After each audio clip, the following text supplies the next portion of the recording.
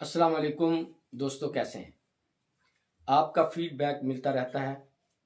آپ اسی طرح اپنا فیڈ بیک دیتے رہیں تاکہ اس کی رہنمائی میں اپنی ویڈیوز اپلوڈ کرتا رہوں.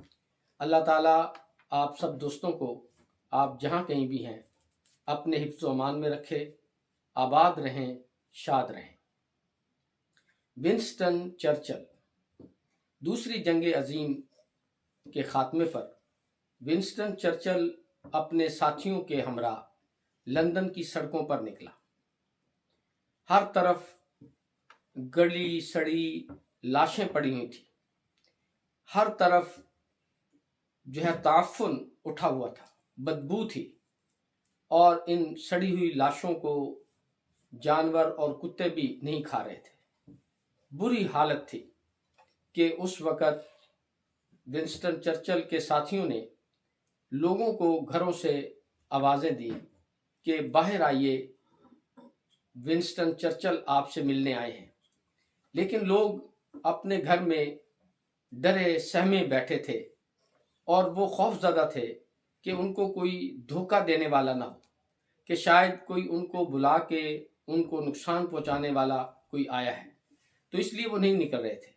لیکن جب لوگوں نے دروازے ناک کر کے ان کو بتایا کہ ونسٹن چرچل آئے ہیں، تو پھر کچھ لوگ ڈرے سہمے باہر نکلے اور اکٹھے ہو گئے. تو جب کچھ لوگ اکٹھے ہو گئے تو اس موقع پر ونسٹن چرچل نے خطاب کرتے ہوئے کہا کہ پہلے تو پوچھا کہ آپ بتائیے کیا صورتحال ہے. تو سب لوگوں نے کہا کہ بہت بری صورتحال ہے، ہر طرف تباہی و بربادی ہے، اور ہر طرف وہ موت رقص کر رہی ہے. بس کچھ سکولز اور چرچ بچے ہیں جہاں پہ ہم پناہ لیے ہوئے ہیں، جہاں پہ ہم ٹھہرے ہوئے ہیں.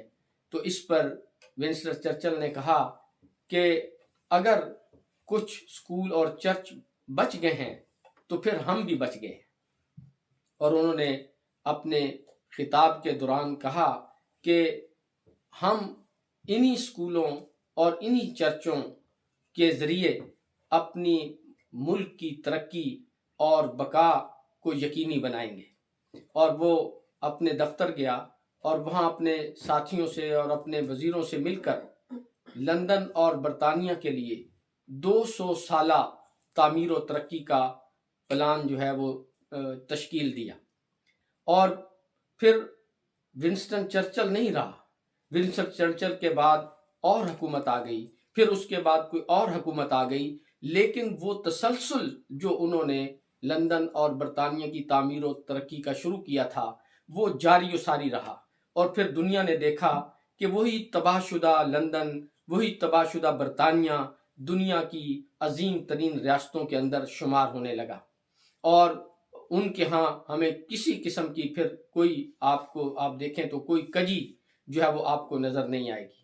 لیکن دوسری طرف ہم ہیں کہ ہماری صورتحال اگر دیکھیں تو انتہائی مخدوش ہے کہ ہم نے کبھی جو تعلیم کسی قوم کی تعمیر و ترقی کا بنیادی ذریعہ ہوتی ہے، اس کی طرف بھی ہم نے کبھی کوئی توجہ کے ساتھ، کبھی دھیان کے ساتھ کوئی اس کے طرف بھی وہ ہم نے کوئی غور نہیں کیا، کوئی فکر نہیں کیا.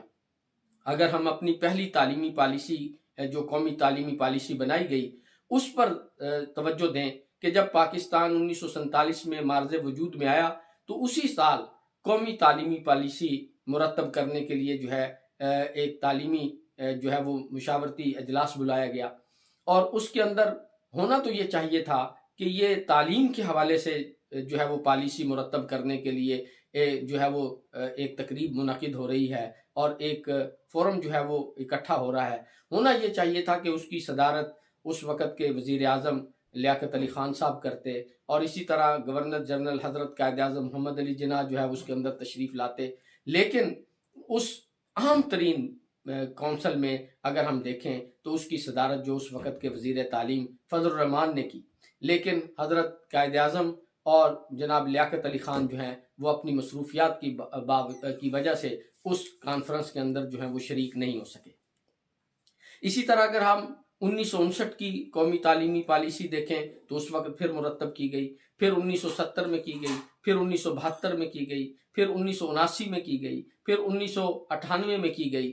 लेकिन अगर आप इन तमाम तालीमी पॉलिसियों को देखें तो इनके ऊपर सही मानों में इसकी रूह के मुताबिक कहीं आपको अमल दरामद होता हुआ नज़र नहीं आएगा, बल्कि हुकूमतों के जाने के बाद ये तालीमी पॉलिसियाँ भी जो है वो रद्दी की टोकरी के अंदर जो है वो जाती रहीं। और वो जो तालीमी पॉलिसी के अंदर कहीं 1959 में या 1947 में कुछ तो सिफारशात पेश की गई थी, तो वो सिफारशात ही रहीं, उनके ऊपर शायद पूरी तरह जो है वो अमल नहीं हो सका। तो ये हमारे यहाँ ये तालीमी पॉलिसी है। और दूसरी तरफ अगर हम देखें तो जो मुल्की तामीर और तरक्की की बात अगर हम करें तो कोई ऐसा प्रोजेक्ट जो हम 5 साला मंसूबे बनाते रहे, कोई ऐसा प्रोजेक्ट जो है वो ऐसा आपको नज़र नहीं आएगा जिसको हमने किसी हुकूमत ने शुरू किया हो और फिर आने वाली उसके बाद आने वाली हुकूमत ने भी उसके ऊपर उसी तरह काम जारी रखा हो। वरना ये होता है कि एक हुकूमत आती है, एक प्रोजेक्ट शुरू करती है 5 साला मंसूबा, और दूसरी हुकूमत आके उसको ख़त्म कर देती है। तो गोया हमारे यहाँ जो तामीर व तरक्की का और कौमी तालीमी पॉलिसी का जो एक तसलसल होना चाहिए, जो एक उसके अंदर जो है वो एक रवानी होनी चाहिए, वो हमें कहीं जो है वो नज़र नहीं आती। तो जिसकी वजह से वो तमाम हमारी पॉलिसियाँ नाकाम हो जाती हैं और हम जो है वहीं खड़े हैं जहाँ पे आज से सालों पहले खड़े थे।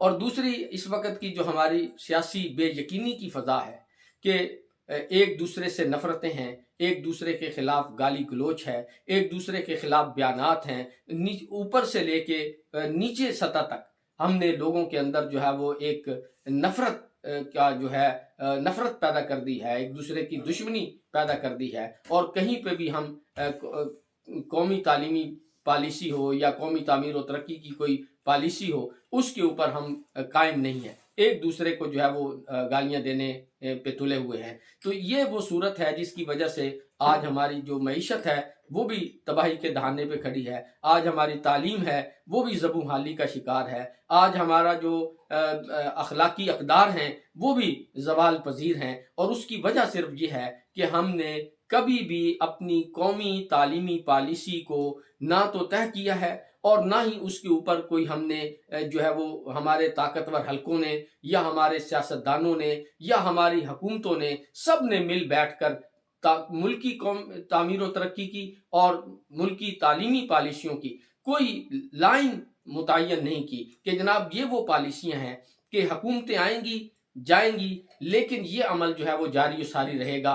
तो आज ज़रूरत है हमारे मुक़्तदर हलकों की और हमारी सियासतदानों की कि अभी जो इस वक्त एक टेंस सूरत हाल है, एक कशीदगी की सूरत हाल है, कि वो अपनी ज़ाती अना को छोड़ें, अपनी नफ़रतों को छोड़ें, ये जलसे जुलूसों को छोड़ें। अब तमाम मिल बैठ कर इस मुल्क की मईशत के लिए, इस मुल्क की तालीम के लिए, इस मुल्क की तरक्की के लिए वो अहदाफ जो हैं वो मुतय्यन करें कि जनाब आप हुकूमत में हों या अपोजिशन में हों, आप इक़्तिदार में आएँ या हरगिज़ ना आएँ, हमने इनको जारी और सारी रखना है। अगर हम ये मुतय्यन करने में और हमारे ताकतवर मुक़्तदर हल्के इसको मुतय्यन करवाने में और इसे फिक्स करवाने में कामयाब हो जाएं और हम कोई तय कर लें कि जनाब हमने इस लाइन पे चलना है और इस लाइन पे मिलकर काम करना है।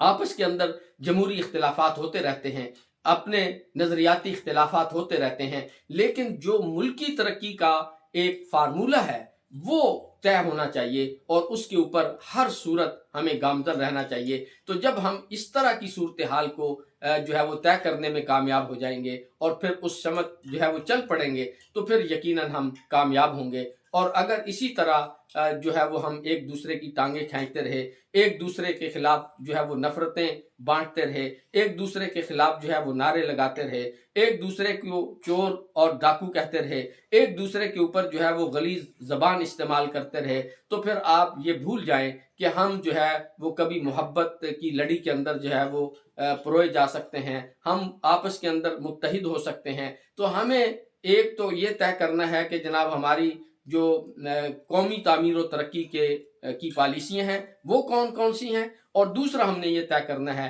कि हमने बाहमी इख्तिलाफात को नफ़रत में या फसाद में तब्दील करना है या उनको इख्तिलाफ बराए इख्तिलाफ रखना है। अगर इख्तिलाफ हो तो इख्तिलाफ तो बहुत तामीरी होता है, اختلاف سے تو نئی راہیں نکلتی ہیں، اختلاف سے تو بہت ساری مسئلے جو ہیں وہ سلجھتے ہیں، لیکن اختلاف کو فساد بنا دینا، اختلاف کو لڑائی اور شدت میں تبدیل کر دینا، یہ کسی قوم کے لیے جو ہے وہ مفید چیز نہیں ہے۔ تو اختلاف رائے ہونا چاہیے اور اس کا احترام بھی ہونا چاہیے، لیکن اختلاف کو فساد کے اندر کسی صورت تبدیل نہیں ہونا چاہیے۔